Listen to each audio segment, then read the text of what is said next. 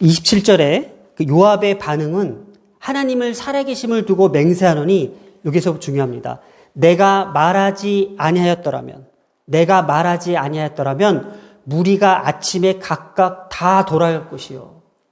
자, 오늘 사실 이 전체적으로 24장부터 32장까지의 그 내용에 있어서 정말 많이 힘들고 이 말씀을 어떻게 보면 제 나름대로 이제 분석한다고 해야 될까, 이거를 깨달아야 될까 하는 문제에서 많이 고민했던 부분인데, 지금 27절에 보면은 이런 말이 나와요. 요압의 말을 잘 들어보면요, 하나님을 살아계심을 두고 맹세한다. 이거는 이제 히브리어의 어떤 관용적인 표현이에요. 항상 그래, 내가 약속 지킬게. 어떤 언약적 표현으로서 이건 관용적 표현인데, 그 뒤에 말에 이런 말이 나와요. 내가 말하지 아니었더라면, 그러니까 아브넬이 네가 지금 말하지 않았더라면은 우리 그만 전쟁하자. 이제 그만 싸우자. 우리 형제가 아니냐. 이 말을 너가 하지 아니었더라면은 여기서요. 무리가 아침에 각각 다 돌아갈 것이요. 그의 형제를 쫓지 아니하였으리라. 여기에서 저는 이 시점을 좀 중요시 보려고 합니다. 지금 요압과 아비새가 쫓아오는 그 시간대에 아브넬이 지금 어느 시점에 지금 산꼭대기에 올라가 있을까요? 해가 진 시점이에요. 해가 졌다라는 거예요. 그리고 지금 이 요압이 얘기하는 것은 너가 지금 이 자리에서 이렇게 얘기하지 않았더라면은 아침에 각각 돌아갈 것이라는 거예요. 아침에. 자, 이것을 그 많은 주석가들이나 어떤 그 많은 해설가들이 이 표현을 쓸 때에 이 시점에 대해서 두 갈래로 나눠져요. 첫 번째 한번 들어보세요. 이 아침을 기준으로 봤을 때에 아침에 추격이 시작되었던 그날 아침, 그러니까 지금 추격이 시작했던 그날 아침을 보면은 아브넬이 자신의 군대들을 이끌고 마하나임에서 60km 정도를 걸어와서 기브온까지 오는 그 도착한 시점이 아침인 거예요. 그래서 아침에 요압을 불러다가 우리 한번 싸워보자, 한번 붙어보자. 이 시점이 아침이었던 거예요. 그러면 지금 이 요압이 얘기하는 이 아침이 너가 만약에 아브넬이 전쟁을 촉발하는 그 시점, 그때 네가 말하지 않았더라면은 해가 진 지금 저녁까지 내가 추격할 필요가 없었다. 나는 이미 아침에 군사들을 철수시켰을 것이다라고 얘기하는 거예요. 한 가지에. 그러니까 너가 그때 아침에 미리 얘기하지 않았더라면은 나는 이미 아침에 그 전쟁을 하지 않았을 거야. 이런 같은 형제끼리 12명과 싸울 필요도 없고 너를 쫓아오는 일도 없고, 그러니까 너가 차라리 그때 그 아침에 이 얘기를 했었어야 돼라는 관점이 하나가 있고요. 또 하나 관점은 두 번째 견해로는요. 그 추격했던 그 시점 다음날 아침으로 볼 경우가 있다라는 거예요. 그러니까 너가 지금 이 순간 해가 져서 지금 네가 말하지 않았더라면은 나는 다음날 아침까지 너를 추격했을 것이다라는 거예요. 자, 근데 뭐 별거 없잖아요. 근데 이거 왜 이렇게 뭐 문제가 될 일도 없고 뭐 그나저나 제일 중요한 사건은 뭐냐면은 저는 그렇게 생각했어요. 이렇게 보나 저렇게 보나 어떻든 간에 그 말을 했기 때문에 아브넬이 전쟁을 멈추자는 그 얘기를 했기 때문에 더 이상 전쟁은 멈춘 거예요. 뭐 그것이 시점이 아침이 됐든 그 다음날 아침이 됐든. 그런데 이 공동 번역이나 또 이 공동 번역도 이러한 입장을 취했어요. 어떤 입장이냐면 후자예요. 다음날 아침으로 보고 있어요. 그러니까 두 번째 아침으로 볼 경우에는 그 아침 그때까지 그 형제로부터 물러나지 아니할 것이라는 어떤 의미를 두고 있어요. 그러니까 휴전을 제한하지 않았더라면 다음날 아침 추격까지 계속될 것이라는 의미로 이 책임들을 자신들의 책임으로 넘길 수 있다는 거예요. 자, 첫 번째 견해는요. 너가 아침에 이 말을 하지 않았더라면 그러니까 싸움을 걸어온 아브넬의 책임이 되는 거고, 만약에 다음날 아침까지 간 것은 바로 자신들의 책임이 될 뻔했다라는 것을 의미가 두 갈래로 갈려지는 거예요. 그러니까 아침에 진적부터 너가 이 얘기를 했었으면은 이 싸움이 되지 않았을 거야. 근데 너가 얘기하지 않았기 때문에 우리는 피를 흘릴 수밖에 없었고 너희는 360명이나 죽었고 우리는 20명이나 죽었어. 이 책임을 누구한테 돌리고 있어요? 아브넬에게 돌리고 있는 거잖아요. 근데 지금 다음날 아침까지 이것이 계속 쫓아오는 상황은 뭐예요? 너가 지금 이 얘기를 하지 않았더라면은 다음날 아침까지 우리는 너를 추격해서 너에게 큰일 날 뻔했어. 우리가 이 모든 책임이 우리한테 올 뻔했어라는 것을 얘기하고 있는 거예요. 그래서 이 공동 번역에서도요, 이러한 입장을 취해서 이렇게 해석을 해요. 내가 그런 말을 하지 않았더라면 너희가 아무리 동족이라 해도 우리 군사들이 내일 아침까지는 천하 없어도 너를 따라잡았을 것이다 라고 기록을 했어요. 그래서 실질적으로 NIV 성경에서도 until morning이라고 기록하고 있어요. 그러니까 다음날 아침까지라는 거예요. 근데 저는 첫 번째 견해에 더 신빙성을 두고 싶어요. 그래서 이 견해 차이 때문에 이 말이 달라질 수 있는 거잖아요. 왜냐하면 첫 번째 견해는 뭐예요? 너가 진적 그 아침 때에 네가 얘기를 했었더라면은 이런 일이 벌어지지 않았을 거야. 그러니까는 네 책임이야 라고 할 수 있는 거예요. 너 책임이야. 이 사건은 너 책임이야. 맞잖아요. 아브넬이 이 싸움을 걸어왔잖아요. 이 책임이 누구예요? 아브넬이잖아요. 근데 공동 번역이나 NIV는 이렇게 해석하고 있어요. 그러면 이 성격이 맞다 틀리다의 문제가 아니라 해석하는 사람의 문제인 거잖아요. 해석하는 사람에 따라서 그 상황을 얼마든지 바꿔놓을 수 있다는 거예요. 저는 오늘 이 지점을 보고 싶어요. 다시 한 번만요. 해석하는 사람의 상황에 따라서 해석이 달라질 수 있다는 거에 대해서 얘기하고 싶은 거예요. 뭘까요? 이렇게 해석하든 저렇게 해석은 그 큰 문제가 아니라 이미 전쟁이 멈춘 그 사건을 우리를 봐야 되는 거예요. 전쟁이 멈췄다는 사건은 뭐예요? 하나님께서는 그 다음에 모든 스토리와 모든 이야기들을, 모든 계획들을 지금 이루어 나가신다라는 거예요. 이들이 암만 전쟁을 멈추든 전쟁을 싸우든 1번 해석이든 2번 해석이든 이 상관에 상관없이 하나님은 그 역사 가운데에 이스라엘을 다윗을 통해서 이끌어 가신다라는 거지, 이것이 1번 해석이 맞냐 2번 해석이 맞냐 그 상황에 따라서 그 해석을 뒤틀 필요 없다라는 거예요. 저는 이 관점을 가지고 이렇게 얘기하고 싶은 거예요. 오늘날 우리가 굳이 이 상황을 가지고 말씀에 비춰서 해석하면은 얼마든지 말씀이 틀어질 수 있다라는 거예요. 자, 이렇게 한번 생각해 볼게요. 오늘 제가 얼마든지 그 상황에 맞춰서 얼마든지 여기서 말을 하면은 이 말씀은 그렇게 여겨지는 거예요. 저는 이게 무섭다라는 거예요. 하나님의 말씀이 변하지 않고 하나님의 말씀이 진리인데도 불구하고 설교자에 따라서 목회자에 따라서 얼마든지 그 상황에 맞춰서 끼워 맞추기 식으로 얘기할 수 있다는 것을 볼 수 있다는 거예요. 저는 이거에 대한 위험성을 가지고 오늘 말씀을 들고 왔습니다. 오늘 다른 내용이 아니에요. 이 하나님의 말씀은요, 말하는 사람의 상황에 따라서 얼마든지 바뀔 수 있다는 것에 대한 위험성을 가지고 저는 이 자리에 섰다라는 거예요. 그러니 이 말씀을 준비하면서 얼마나 제가 두렵고 떨렸겠다라는 거예요. 얼마든지 내가 이 말씀 하나를 가지고 1번으로 해석할 수 있고 2번으로 해석할 수 있는 거잖아요.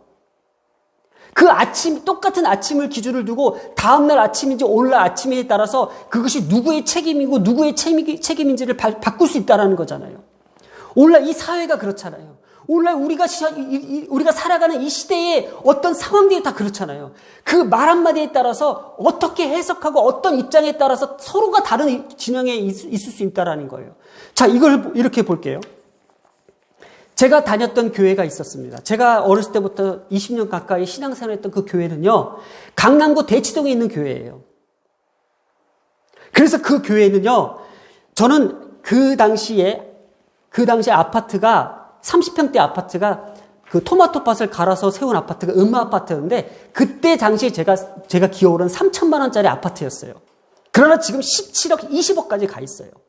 저는 어렸을 때부터 그 자리에 있었기 때문에 그 교회를 다녔고 저는 그때 당시에 이사를 해서 저기 서초동으로 이사를 갔었어요.